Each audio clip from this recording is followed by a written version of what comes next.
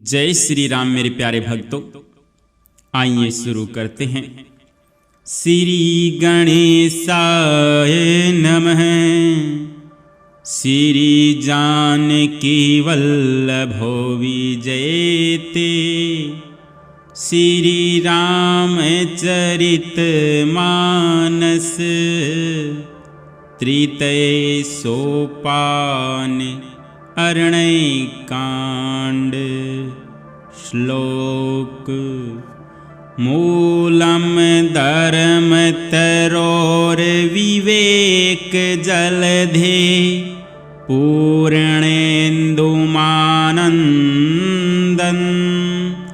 वैराग्याम्बुजभास्करम् हाघघनध्वान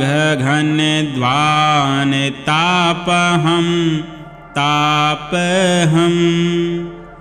मोहाम्बोधर पूगपाटन विधौ सवः संभवं शङ्करं वन्दे ब्रह्मकुलं कलङ्कशमनं श्रीराम भूप्रियम्। सान्द्रानन्दपयोधशोभगतनुं पीताम्बरं सुन्दरं पाणौ बाणशरासनं कटिलसतूणीरधारं वरं राजीवायलोचनं धृतजटाजूटेन सशोभितं सीतालक्ष्मणं संयुतं पथिगतं रामाभिराम भजे। पंडित मुनि पावहि बीरति उमा राम गुण गोढ़े। जे हरि विमुख न धर्म रति पावहि मोह विमूढ़। पूरे नर भरत प्रीति में गाई मति अनुरूप अनूप सुहाई। अब प्रभु चरित सुनहूँ अति पावन करत जीवन सुर नर मुनि भावन। एक बार चुनि कुसुम सुहाए निज कर भूषण राम बनाए। सीत ही पहिराए प्रभु सादर बैठे फटिक शिला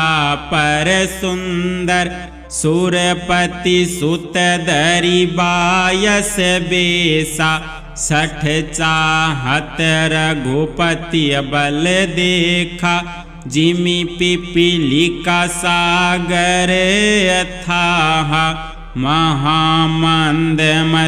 पावन चाहा। सीता चरण चोंच हति भागा मूढ़ मंदमति कारण कागा। चला रुधिर रघुनायक जाना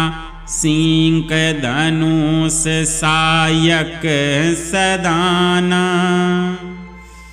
अति कृपाल रघुनायक सदा दीन परनेह। तासन आई कीन छलो मूरख अवगुण गेह। प्रेरित मंत्र ब्रह्म सरधावा चला बाजी बायस भय पावा। धरि निज रूप गय पितु पाही राम विमुख राखा तेहि नाही। निराशयुपजीय मन त्रासा जथा चक्र भय ऋषि दुर्वासा ब्रह्म धाम शिवपुर सब लोका फिरा शर्मित व्याकुल भय शोका काहू बैठन कहाँ न ओही राखी को सकई राम कर द्रोही मातु मृत्यु पितु समन समाना सुधा होय विष सुनु हरि जाना मित्र करय सत रिपुह करनी ताक है विबुधन दिव्य तरनी सब जगुताही अनलहु तिताता जो रघुबीर विमुख सुनु भ्राता नारद देखा बिकल जयंता लागी दया कोमल चित संता पठवा तुरत राम पहिताही कहे सि पुकारी प्रणत हित पाही आतुर सबय गहे सि पद जाई त्राहि त्राहि दयाल रघुराई अतुलित बल अतुलित प्रभुताई मैं मति मंद जानी नहीं पाई निज कृत कर्म जनित फल पायऊ अब प्रभु पाहि शरण तकी आयऊ सुनि कृपाले अति आरत बानी एक नयन करी तजहा भवानी यद्यपि ते ही कर बधे उचित कीन है मोह बस द्रोह को कृपाल रघुबीर सम प्रभु छाड़े करी छोह रघुपति चित्रकूट बसी नाना चरित किए श्रुति सुधा समाना बहुरी राम यस मन अनुमाना हो इहि वीर सबहि मोहि जाना सकल मुनीन सन विदाह कराई सीता सहित चले दौबाई अत्रि के आश्रम जब प्रभु गयऊ सुनत महामुनि हर्षित भयऊ पुलकित गात अत्रि उठि धाय देखी राम आतुर चली आई करत दंडवत मुनि उरलाई प्रेम बारी दऊ जन अनहवाई देखी राम छवि नयन जुड़ाने सादर निज आश्रम तब आने करी पूजा कहीं बचन सुहाए दिए मूल फल प्रभु मन भाए बरी लोचन शोभा निरखी प्रभु आसन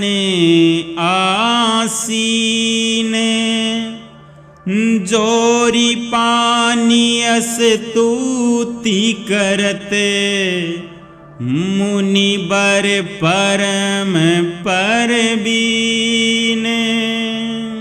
नमामि भक्तिवत्सलं कृपालुशील कोमलं भजामि ते पन्दाबुजम् एकामिनां स्वाधामदम् निकामश्याम सुन्दरं भवाभूनाथ मन्दरं परफूलकञ्जलोचनं मदादिदोष मोचनम परलंब बाहुविक्रम प्रभो अहं प्रमेय वैभवम निसंग चाप सायकम धरम त्रिलोकनायकम दिनेश वंश मंडनम महेश चाप खंडनम मुनीन्द्र संत रंजनम सुरारि वृंद भंजनम मनोज वैरि वैदितम ऐजादिदेव सेवितम विशुद्ध बोध विग्रहं समस्त दूषणापहं नमामि इंदिरापतिं सुखाकरं संतागतिं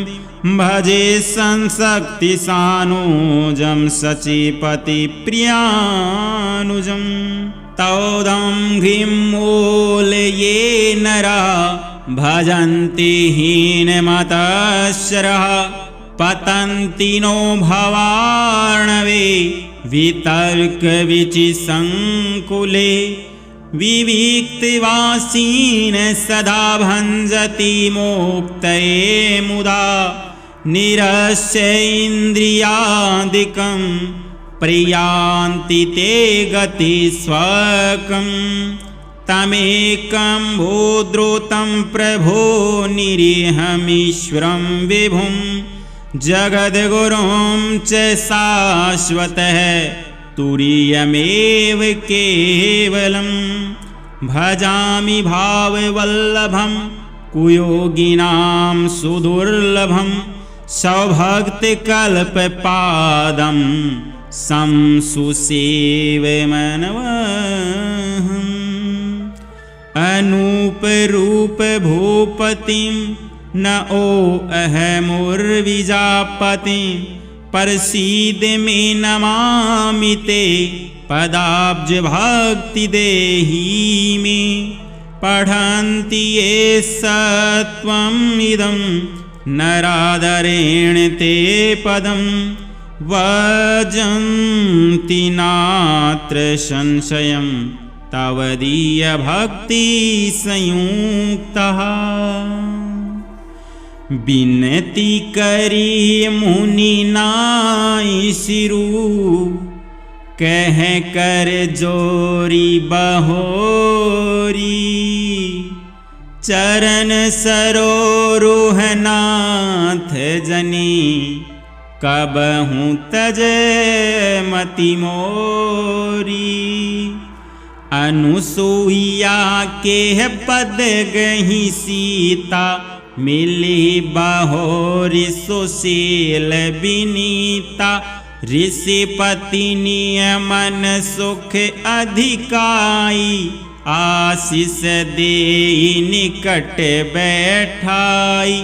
दिव्य बसन भूषण पहिराई जे नित नूतन अमल सुहाय कह ऋषि बधू सरस मृदुबानी नारी धर्म कछु ब्याज बखानी मातु पिता भ्राता हितकारी मित प्रद सब सुनु राजकुमारी अमित दानि भरता भय देहि अधम सोनारी जो सेवन तेहि धीरज धर्म मित्र अरुनारी आपद काल परिखी अहि चारी बुध रोग बस जड़ धनहीना अंध बधिर क्रोधी अति दीना ऐसे हूँ पति कर की है अपमाना नारी पाव जमपुर दुख नाना एक ही धर्म एक व्रत नीमा काय बचन मन पति पद प्रेम, जगपति बरता चारि विधि अहि, वेद पुराण संत सब कहि, उत्तम के अस बस मन माहि, सपने हूँ आन पुरुष जग नाही, मध्यम पर पति देखई कैसे, भ्राता पिता पुत्र निज जैसे, धर्म विचारी समुझि कुल रहई, सो निकिष्ट त्रिय श्रुति यस कहई, बिनु अवसर भयते रह जोई, जाने हूँ अधम नारी जग सोई, पति वांचक पर पति रति करई, रौरव नरक कलप सत परई, छन सुख लागी जन्म सत कोटि, दुख न समुझते ही सम को खोटी, बिनु श्रम नारी परम गति लहई, पतिव्रत धर्म छाड़ी छल गहई, पति प्रतिकूल जन्म जह जाई, विधवा होई पाई तरुणाई, पति सेवत शुभ गति लहई, सहज अपावनी नारी, अजहूँ तुलसी का हरि प्रिय, जसु गावत श्रुति चारी, सुमिरी नारी पतिव्रत करही, सुनु सीता तव नाम, कहियूँ कथा संसार हित, तो ही प्राण प्रिय राम, सियावर राम जय जय राम, मेरे प्रभु राम जय जय राम, करो कल्याण सीता